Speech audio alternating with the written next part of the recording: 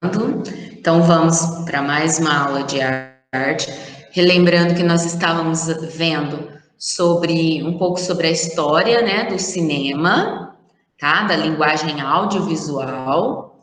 E na história do cinema, nós vimos que ela surgiu, né? O cinema surge a partir do momento em que eles criam a fotografia e depois que eles criam a fotografia, eles queriam dar a ilusão de movimento para aquelas fotografias, criar vídeos realmente como a gente tem hoje. Então, a história do cinema, os criadores do cinema são os irmãos Lumière, mas ela é resultado de várias experiências e de vários instrumentos que eles vão criando, né, até chegar ao cinema, para aquela máquina que eles conseguiam realmente tirar várias fotos, uma seguidinha da outra, e a hora que rodava aquilo rápido, isso se transformava em um filme. Então, nós vamos rever rapidinho aí alguns conceitos, algumas dessas invenções, que eu já falei na outra aula, vamos dar uma revisadinha. Aí eu tenho aquele pedacinho do filme que eu falei para vocês, do filme As Invenções de Hugo Cabret, que mostra o pedacinho, eu não vou passar o filme inteiro não, viu gente? É o pedacinho que mostra o homem colocando ali o cinematógrafo para funcionar, girando, para fazer a projeção, né, do filme na parede, tá? Então, vamos lá. Primeiro, deixa eu compartilhar aqui com vocês.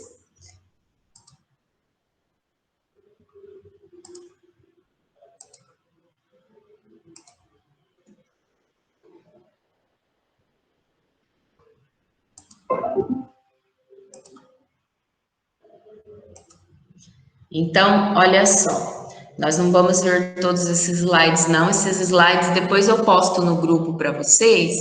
Esses slides, eles têm, assim, uma história do cinema, assim, através dos filmes. Quais foram os primeiros filmes, lá do cinema mudo, depois até chegar no cinema digital, como a gente tem hoje. Mas esses são só os nomes dos filmes, aí eu não vou ficar falando aqui, não. Depois eu posto, vocês podem olhar em casa, tá? Então, né, os irmãos Lumière, né, o Luiz e o Augusto Lumière, que são, né, os criadores realmente do cinema.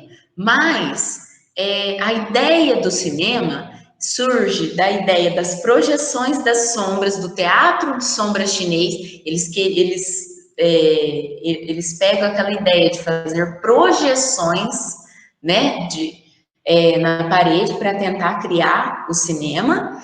E aí, é claro, ele surge de alguns inventos com nomes estranhos, né? Que na verdade eram brinquedos ópticos até chegar realmente no projetor, né? Que a gente que realmente foi a grande criação para o cinema. Mas nós tivemos o fenacistoscópio, o praxinoscópio, o cinotoscópio. E aí agora nós vamos relembrar o que é cada um desses. Ó, o fenacistoscópio, ele era um círculo, como este aqui, com várias imagens em sequência, que a hora que você colocava virado para o espelho, né? A hora que você colocava virado para o espelho, você olhava nos buraquinhos, isso aqui eram buraquinhos, tá vendo aqui, ó, esses abertos, ou o buraquinho ficava aqui, ou ficava aqui na lateral, né? E aí, quando você olhava no espelho, mas por esses buraquinhos, você conseguia ver o movimento, né, da sequência de imagens. Era um brinquedo óptico. Esse de baixo já é o zootrópio. Lembra que eu até pedi para vocês darem uma procurada, né? Também chamado de praxinoscópio, mas ele é o zootrópio, que é colocar sequências de imagens em papel dentro desta rodinha que tem essas cavinhas e aí a pessoa conseguir enxergar. né? Depois vem, né, algumas outras invenções, olha lá, parecendo com aquelas correntes de bicicleta, ó, que faziam funcionar, vem chegando em algumas outras invenções, até que realmente chega no cinematógrafo. Aí sim, com o cinematógrafo, ele que seria essa maquininha aqui que tirava várias fotos uma atrás da outra, é que eles conseguem realizar, conseguem fazer o cinema, né? Então, qual era a função dessa máquina? Tirar várias fotos uma atrás da outra. Depois que você tirava várias fotos uma atrás da outra, era só colocar essas fotos em movimento, né? Passar elas rápido, que aí a gente conseguia ter a ilusão, a projeção de uma ilusão de movimento, tá? Então, agora nós vamos ver um videozinho que mostra um zootrópio e depois nós vamos ver a parte do vídeo que eu falei do filme, tá? Então, olha lá. Tudo começa com o Homer, em 1834, quando ele cria o zootrópio. Na parte interna era colocada tiras de papel. Ao girar um tamborzinho, assistia-se ao movimento. Alguns zootrópios tinham um espelho por dentro. Deixa eu colocar lá onde ele. Aí. Aqui é como ele vai fazer. Ah lá, ele desenhava, olha aqui na parede, todos os desenhos em sequência, tiras de desenhos em sequência. Aí fez, por exemplo, lá um homem pulando.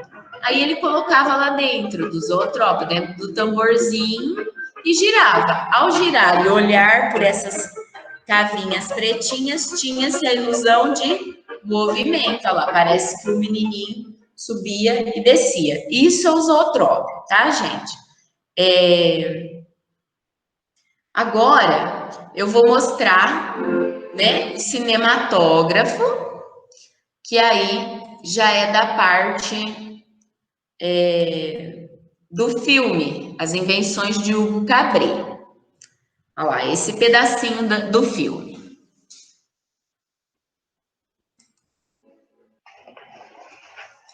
Aqui, esse é o cinematógrafo. Olha lá, eles estão arrumando o filme, as fitas cheias de fotos, uma atrás da outra, as fitas antigas, como se fosse um negativo de foto. Encaixava no cinematógrafo, colocava uma tela em branco na frente, tá vendo? E aí, ó, era só girar o cinematógrafo que ele tinha uma lâmpada forte atrás e ele fazia as projeções. Olha lá, ele girando e aquilo fazia a projeção do filme. Aí esses eram os filmes antigos do Merlin, né? Lembra que eu falei, né? Do George Méliès. Esses eram trechos de filmes reais do George Méliès. Olha lá, esse em que vai Viagem à Lua, se chama Viagem à Lua. Olha lá. Então ele dava efeitos especiais. O George Méliès conseguia fazer efeitos especiais. Tudo como que ele fazia esses efeitos especiais? Cortando, olha lá, colorido, tá vendo? Aí nessa hora o menino pergunta, né? Fala, mas como que era colorido? Aí ela fala que eles pintavam à mão, eles pintavam quadro a quadro, tá vendo? Olha lá.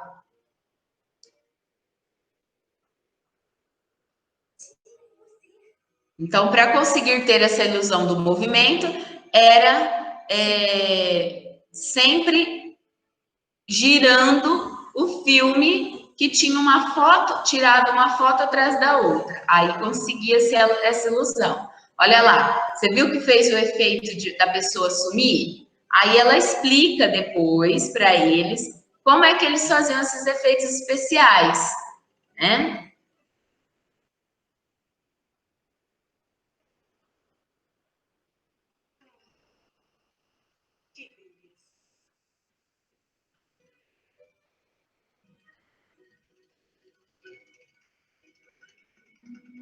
Olha lá, parou de girar, parava de passar. Então, esse era o cinematógrafo. Primeiro, tinha dois aparelhinhos, né, o cinematógrafo. Aquele primeiro que batia fotografias em sequência, batia fotografias e ia gravando, né? E o segundo, que era esse que era para projetar. Esse, no filme, esse é o Jorge Méliès, e aí ele conta, né, agora um pouquinho sobre a história dele. Deixa eu ver só se eu já pulo lá para essa parte, para a parte que ele, como que ele fazia aqui. Ele fala que ele foi num circo e os irmãos Lumière tinham inventado o cinema lá. Olha só, gente, esse aqui do trem chegando na estação foi um dos primeiros filmes dos irmãos Lumière, de verdade. E as pessoas realmente assustavam, achavam que o trem ia passar por cima delas. Algumas saíram até correndo de medo na hora, tá? Então o Jorge Méliès vê a criação dos irmãos Lumière e aí ele cria para ele também. Olha lá, pode ver que tem a luz forte atrás. E aí ele começa a criar os próprios filmes. Começa a gravar. E aí como que ele fazia os efeitos especiais? Quer ver? Olha só. Né? Ia gravando e tudo mais. E tinha... Aí ele pausava o filme e depois, o que ele fazia? Ele cortava. Olha lá, olha só. Essa parte que eu quero que vocês prestem atenção. Para fazer os efeitos, olha lá, fazer os efeitos especiais, ele pegava o filme que ele tinha produzido com o cinematógrafo, sempre tirando, olha lá, uma foto atrás da outra. Aí ele cortava e emendava com uma espécie de durex. Esse cortar e emendar dava um efeito especial para o filme. O filme, a pessoa podia desaparecer, por exemplo, né? Então era a ilusão de ótica que ele fazia. Lá emendou, aí o que acontecia lá? Tava lá, de repente, sumiu. Então era um efeito especial que ele criava.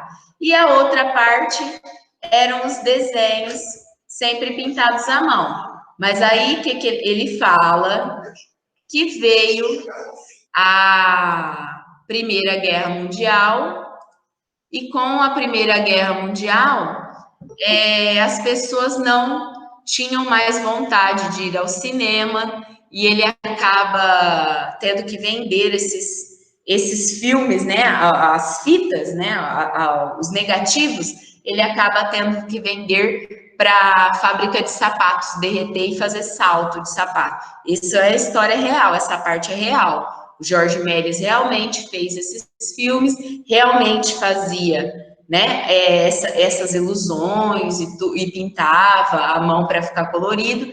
E realmente ele teve que vender depois, ele faliu, né? O cinema dele faliu e ele teve que vender as suas fitas e poucas fitas sobraram, a maioria foi queimada, tá? A maioria dos seus filmes originais.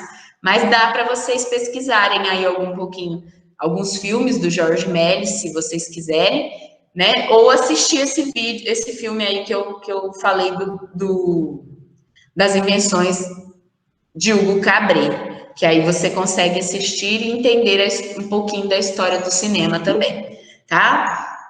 Mas era o cinematógrafo, que era aquela maquininha ali, tanto de tirar uma foto atrás da outra, como de projetar depois com uma luz atrás, e a pessoa ia girando e ia projetando, tá? Bom, meninos, então nós falamos aí um pouquinho sobre a história, né, do cinema. Agora, eu quero que vocês peguem aí o livro de vocês, tá? Peguem o livro de vocês, na página 92, que nós vamos falar sobre a linguagem audiovisual, os enquadramentos de câmera e tudo mais, tá?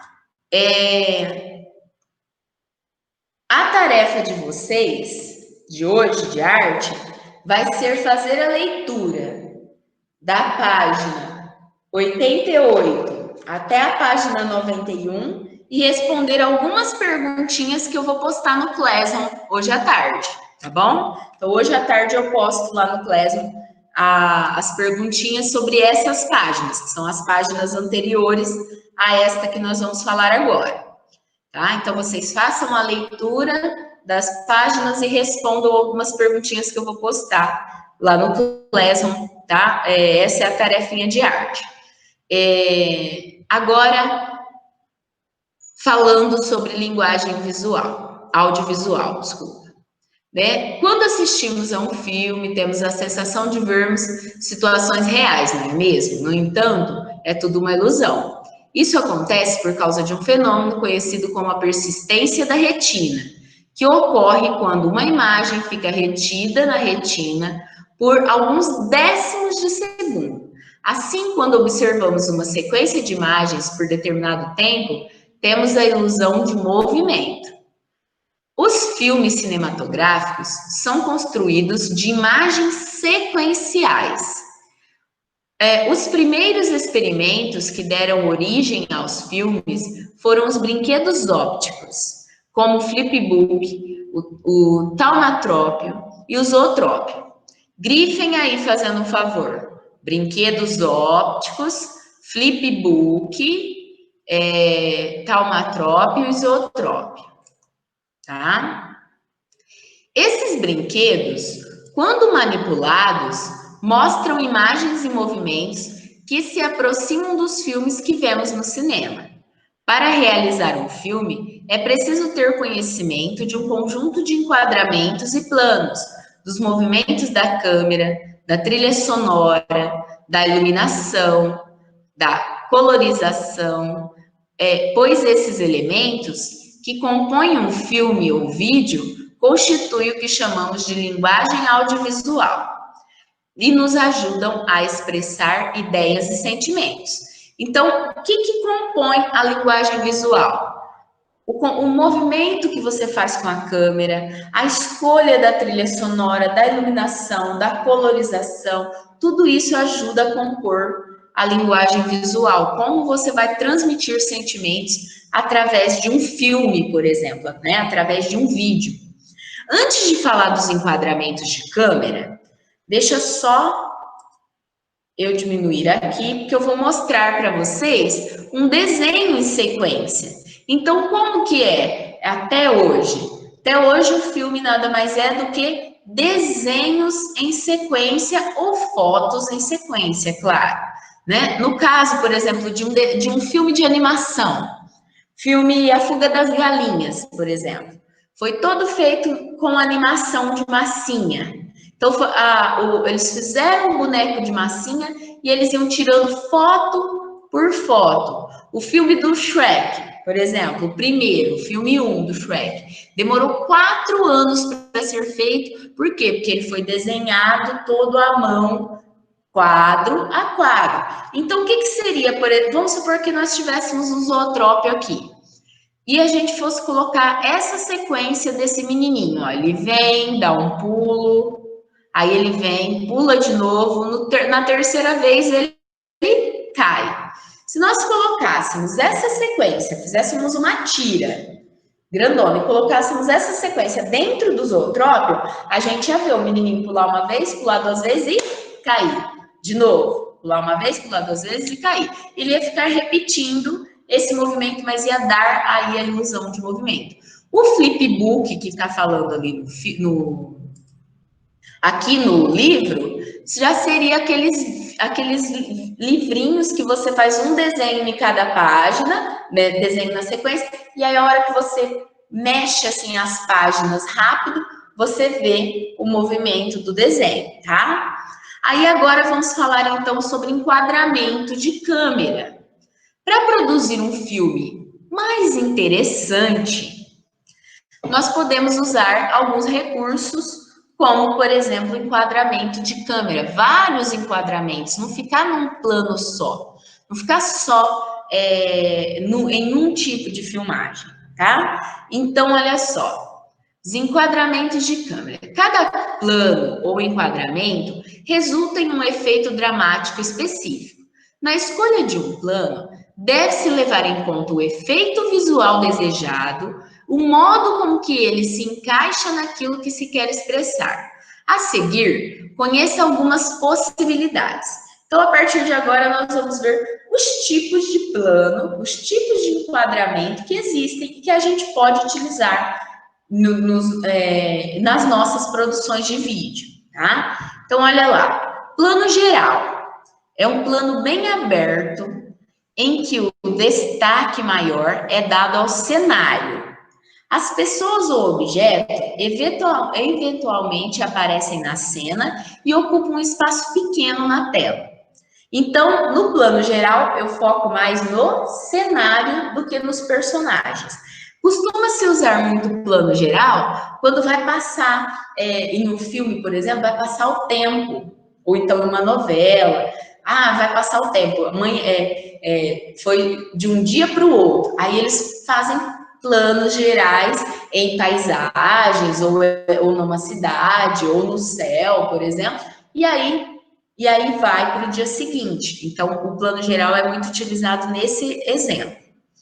Na página 93, nós temos o plano conjunto. O que é o plano conjunto? Ele é menos aberto que o plano geral, mas ainda mostra bastante do cenário.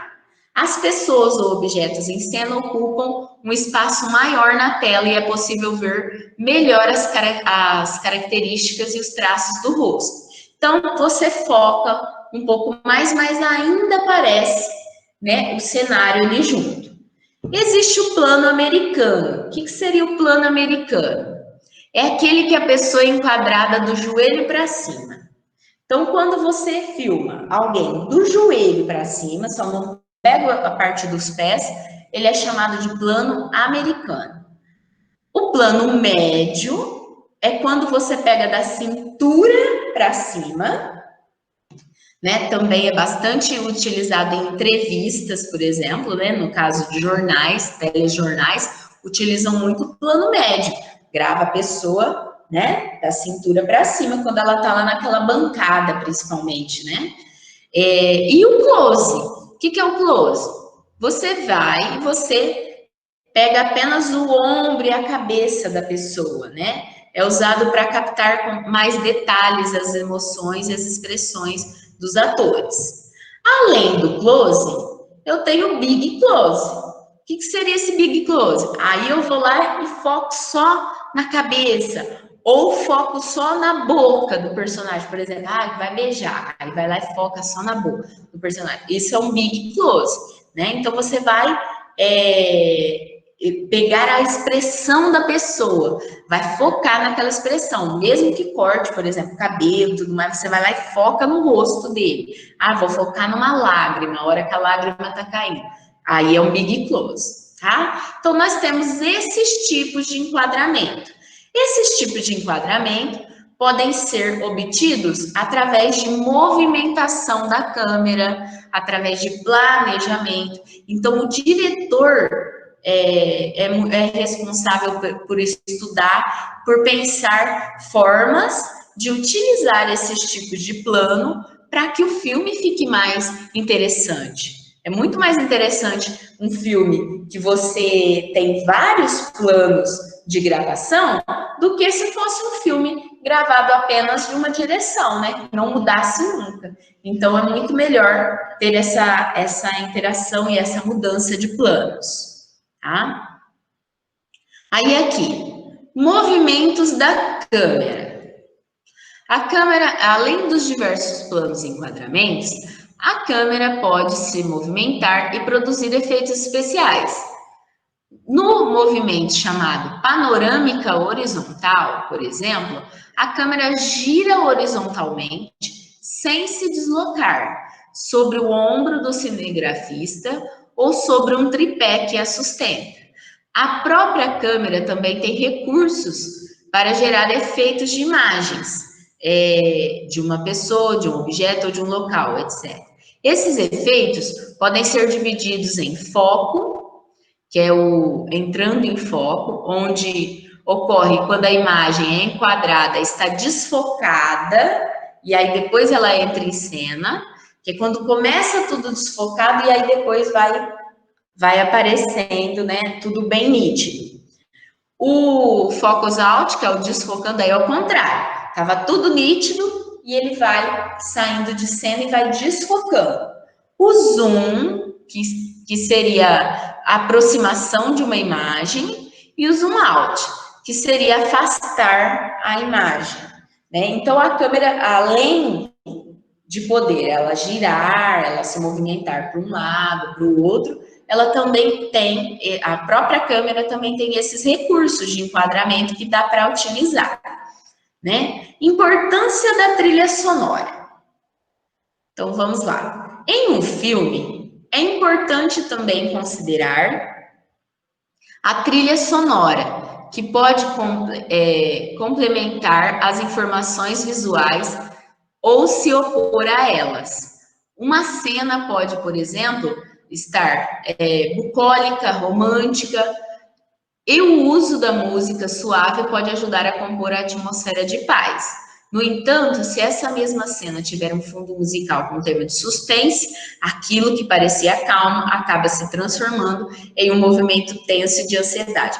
Fala aí para mim, quem é que nunca assustou assistindo um filme? Esse susto, ele foi provocado em você. Através do quê? Daquele som de suspense, aquele barulhão. Então, a trilha sonora, ela é muito importante. Ela faz com que a gente se sinta ambientado com aquela situação, com aquela, né, aquela cena que está acontecendo ali. Outra coisa importantíssima, a iluminação. As luzes e as cores que compõem a cena também podem influenciar a interpretação do espectador. Cores vibrantes, por exemplo, podem denotar estados de alegria, euforia, fúria. Cores como bege, marrom e cinza, que seriam mais cores neutras, né? Podem denotar tristeza, amargura, épocas passadas, né? Muitas vezes eles colocam recurso de quando é uma lembrança do passado, aí às vezes eles colocam em preto e branco, né? Ou dão um efeito meio esfumaçado, meio bege nas laterais. Então, a iluminação também ajuda a gente a entender a história. Quanto à luz, ela pode ser direta, dirigida, criando, por exemplo, tensão e causando de forma indireta, menos intensa, que chamamos de meia-luz, criando uma sensação de suavidade, leveza e mistério. Bem, meninos, agora nós vamos ver sobre gêneros cinematográficos, né? O que seria esses gêneros cinematográficos, né? Seria, por exemplo,